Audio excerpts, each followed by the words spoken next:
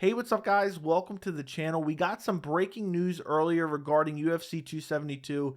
ESPN reported the new main event being Colby Covington versus Jorge Masvidal. And I made a quick video reacting to the breaking news earlier and giving my early prediction. But I wanted to make another video because I feel like there's some big fights potentially coming to UFC 272 that haven't been announced by the UFC yet. And also, there's some complaints that I've seen people complaining about this main event online that I want to talk about because I see where they're coming from. I agree a little bit, but I also disagree. And I figured it was perfect to talk about it within this video. So first off, before I get into any of that, I absolutely love this matchup between Colby Covington and Jorge Masvidal. The storyline has been going on for what seems like 20 years at this point. Former best friends now supposedly hate each other. Whether you want to debate or not that that's fake or not, it doesn't matter. This is a big storyline. They're finally going to fight each other. They've been calling each other out, saying the other one's ducking the other one for I don't even know how long. Jorge Masvidal had a fight scheduled in December, and he pulled out of it against Leon Edwards, which it was another fight that was supposed to happen forever. There was even speculation because Colby Covington did an interview in early December that Jorge Masvidal should pull out of that fight because there's a bigger money fight with him, which I believe is true. I don't necessarily believe that he definitely pulled out because of that, but it is a little bit suspicious that it was an undisclosed injury for Jorge Masvidal. But nonetheless, I absolutely love this matchup, and I think it's a good enough fight to warrant the headliner of a pay-per-view, especially with a strong undercard. So I've seen a lot of people complaining, and the main basis of their complaints that I've seen so far, and maybe you're one of them, you'll have to let me know in the comments, is basically Colby Covington is going to destroy Jorge Masvidal, and basically this fight is unimportant, and why would they want to see it? So first off, I think that is just so untrue. I think this fight is truly competitive. I think that Jorge Masvidal is, I know a lot of people have overrated him over the past couple years, but I believe when it comes to his wrestling abilities, I really believe that people are underrating his wrestling abilities. I know that's been his weakness his whole career, but he did very well against Usman, up until he got KO'd. And you look at Colby Covington, his hands are just so sloppy. I know his whole style is predicated on volume and his unlimited stamina, but Jorge Masvidal has such good striking. I think it's far superior to Colby. It would not shock me if Jorge Masvidal knocks Colby Covington out. I mean, can we forget that Colby Covington got lit up on the feet by Damian Maia, who has some of the worst hands ever? And that was a couple years ago. I know Colby Covington has got much better. And even so, my early prediction for this fight is Colby Covington winning by decision, but that doesn't change the fact that I still think this fight can be very competitive. Now, about those complaints, that's where I disagree with them. But one complaint I can agree with is I feel like there is some people, and this is true, saying basically this fight is unimportant. You take out the storyline of the former friends and the feud, and basically this fight means nothing. And if I was going to make the case for it, and I think it's fine to be the main event, I'm super excited for the fight. I think it's a competitive fight. I think it's stylistically interesting. But if I was going to make the case for it, if you look at both guys' records since 2019, December of 2019, when Colby Covington fought Usman for the first time, and you combine their records since then, they have a combined 5 fights. Colby Covington has 3 fights, and Jorge Masvidal has 2 fights. They are 1-4 combined since December of 2019, with all 4 of those losses coming to Kamaru Usman.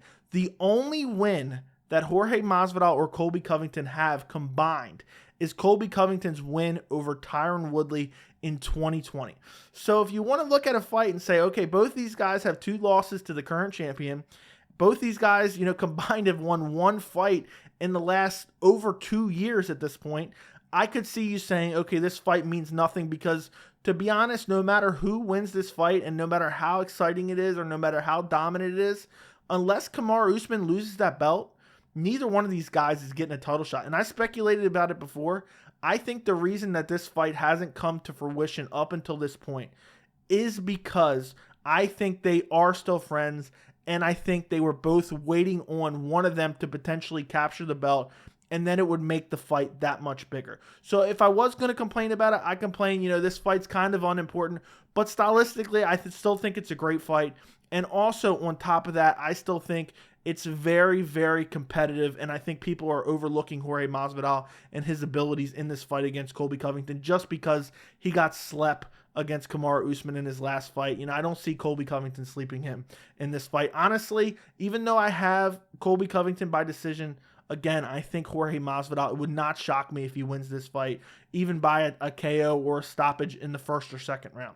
So before I get to the fights that I think the UFC should add and I think are reasonable for them to add, I want to talk about UFC 244, because UFC 244 is the last time that they've done a non-title main event with Jorge Masvidal in it. There's only been 2 of them in the last few years. I don't remember when the Conor versus Cowboy was. I don't remember if it was before this one or after. I think it was actually after this.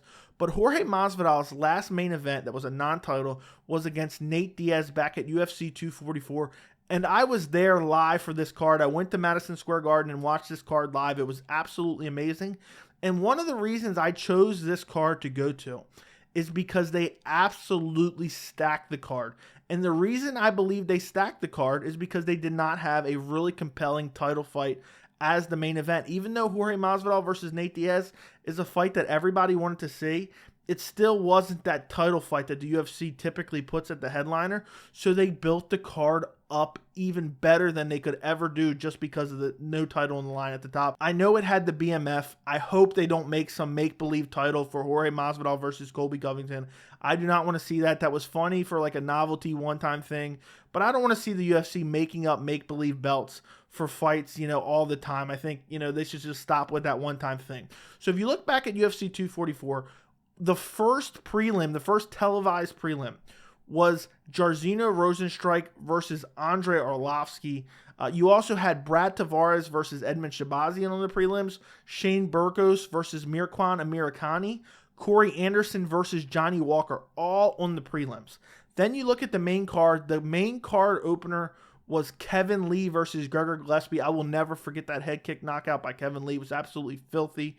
Then you had Derek Lewis versus Bagoy Ivanov, which was a very exciting fight. Derek Lewis is always looking for the kill. I thought he actually lost that fight, but he got the decision.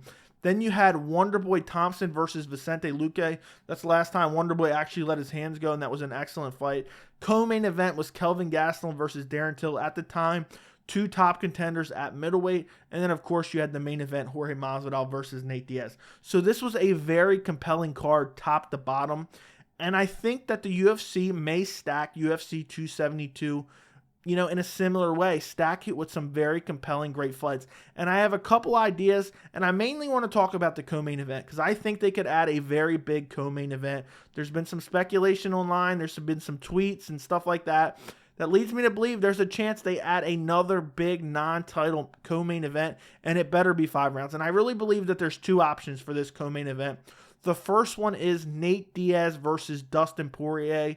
They've been talking about fighting nonstop. It makes perfect sense. That would be another huge fight. And potentially the winners of the co-main event and the main event could fight each other. If Dustin wins against Nate and then Colby wins against Jorge, you can match those 2 up at 170. Nate, you know, could potentially get a rematch with Jorge if they both lose on the same card. The possibilities are endless. And think about the drawing power. You know, I know Jorge Masvidal is a star. But think about, you have Jorge Masvidal versus Colby, you have that whole storyline, and then you have Nate Diaz, who we know also is a star, versus Dustin Poirier. Both of those fights are going to be exciting. There's no doubt about that. There's no way they suck. And then you have some potential options because I don't believe Jorge Masvidal is fighting for a title anytime soon. I don't believe Colby Covington's fighting for a title anytime soon. I don't think Dustin Poirier is fighting for a title anytime soon. And I don't think Nate Diaz is fighting for a title anytime soon. So really, any permutations of the winners or losers of those 2 fights could be massive. And it would make perfect sense to have them on the same card. And also because you don't have that main title fight at the top. And also just another fight that they could potentially throw in there, featuring Nate Diaz as well. If they don't do the Poirier fight, I would like for them to do Nate Diaz versus Tony Ferguson. If you followed my channel for any period of time, this is the fight that I've been clamoring for nonstop. I love it stylistically. I love it where both guys are at as far as the points that they are in their careers. And it would just be an amazing fight. And could you imagine a press conference with Colby Covington, Jorge Masvidal, Nate Diaz, and Tony Ferguson?